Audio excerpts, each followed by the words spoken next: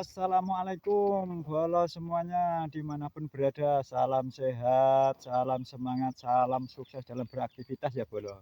Alhamdulillah seperti biasanya ya Bolo di pagi hari yang cerah ini dan waktunya ini pagi menjelang siang ya Bolo. Jadi saya baru saja selesai menyiangi tanaman jagung di kebun saya ya. Jadi seperti ini ya dan alhamdulillah jagung saya ini sudah berumur 1 bulan 20 hari ya Bolo, dan kelihatannya pertumbuhannya alhamdulillah normal sekali ya Bolo.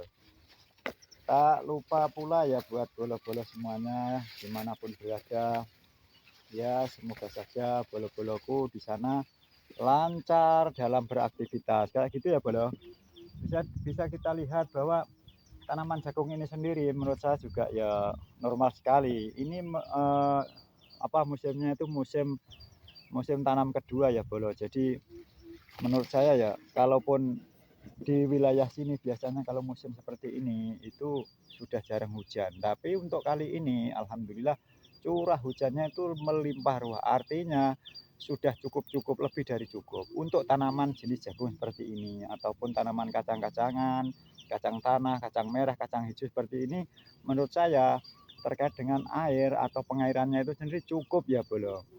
Dan tanaman jenis jagung seperti ini itu cara tanamnya juga mudah dan perawatannya juga mudah. Yang terpenting dari mulai tanam sampai perawatan itu dalam hal pupuk jangan sampai telat. Dan alhamdulillah sendiri ini tanaman saya ini menurut saya sangat normal sekali ya karena eh, apa ini ini 1 bulan 20 hari itu sudah mulai mulai ujungnya ini sudah mulai runcing. Ini menandakan kayak gini ya Bolo, ini menandakan ini sebentar lagi sudah mulai akan berbunga kayak gitu ya. Biasanya memang ya kalau berbunga itu ya di antara 1 sampai mendekati 2 bulan itu memang 2 bulanan lah kira-kira seperti itu sudah mulai tumbuh bunga kira-kira seperti itu ya Bolo. Jadi menurut saya dan pengamatan saya sendiri juga normal. Oke, tanaman jagung, tanaman jenis jagung apa itu yang saya sampaikan tadi ya, menurut saya itu selain perawatannya mudah, dia jagung ini sendiri tidak begitu istilahnya tidak begitu membutuhkan air yang terlalu banyak. Karena jenis jenis beda tanaman atau misalnya ya jenis beda tanaman itu beda pula lokasinya atau lahannya. Jadi kalau misalnya kayak padi, kalau padi itu masuk kategori tanaman yang memang membutuhkan air atau bisa dibilang tanaman air. Jadi ya harusnya ya memang ya banyak airnya. Kalaupun salah satu di antara eh, kebutuhan-kebutuhan tumbuhan itu sendiri, misalnya kayak air atau pupuk, itu salah satu tidak terpenuhi itu juga mempengaruhi secara langsung mempengaruhi pertumbuhan tanaman itu sendiri.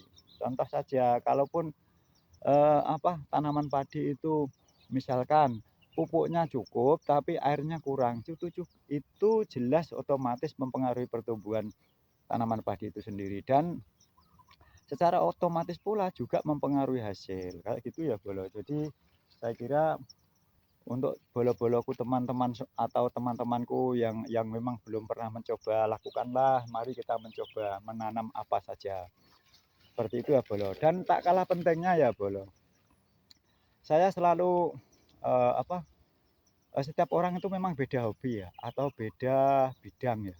Artinya begini, kalau saya memang bidangnya atau hobinya itu berkebun. Jadi ya memang kalau dengan praktek berkebun atau cara berkebun itu saya memang hobi. Jadi kesimpulannya seperti ini maksud saya. Jadi segala sesuatu itu memang diukur atau tergantung pada hobi kita ya Bolo. Artinya seperti ini. Dan perlu saya sampaikan, maksud saya bahwa eh, hasil yang kita dapatkan dari berkebun sendiri atau manfaat dari kita berkebun sendiri itu tidak hanya sekedar hasil. Ya, itu satu.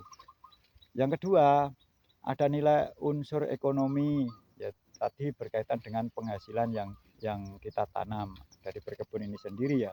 Terus yang ketiga yaitu ada unsur kesehatannya juga ya. Karena apa? Karena dari aktivitas kita sehari-hari atau berkebun ini sendiri, ya baik itu, mencangkul ataupun apa, itu kan menghasilkan keringat. Dari hasil keringat itu sendiri karena itu proses, eee, apa, bisa dibilang kita berolahraga sehingga mengeluarkan keringat. Keringat itu sendiri dengan secara tidak langsung bisa mengeluarkan racun-racun yang tidak berguna di dalam tubuh kita. Itu dari unsur kesehatannya saja, belum unsur yang lain terkait dengan hobi, dengan apa, dengan hobi, terus dengan termasuk melestarikan lingkungan kayak gitu ya, teman-teman semuanya. Jadi saya kira untuk teman-teman yang belum pernah mencoba, silahkan mencoba bahwa manfaat dari berkebun itu sendiri kalau saya jelaskan satu persatu, wes membutuhkan literatur yang sangat banyak atau literasi atau tulisan yang sangat banyak. Kira-kira seperti itu ya, Bro. Dan perlu saya, sampaikan buat teman-teman ya tetap semangat dalam beraktivitas, meskipun aktivitas kita itu di dalam bidang apapun atau, keahlian kita selalu semangat, semangat terus. Yang terpenting apa yang kita lakukan, apa yang kita kerjakan itu bermanfaat dan membawa hasil, terutama untuk diri kita dan keluarga. Kayak gitu ya teman-teman. Jadi sekali lagi tetap semangat, jangan kendor, selagi kita masih bisa bermanfaat buat diri kita sendiri atau keluarga kita sendiri, bahkan yang terbaik manfaat buat orang lain. Oke, jikalau apa yang saya sampaikan ini masuk akal, tolong di komen ya. Terima kasih. Oke, sekian apa yang saya sampaikan. Mudah-mudahan bisa dipahami dan dimengerti oleh bolo-boloku semuanya. Dadah.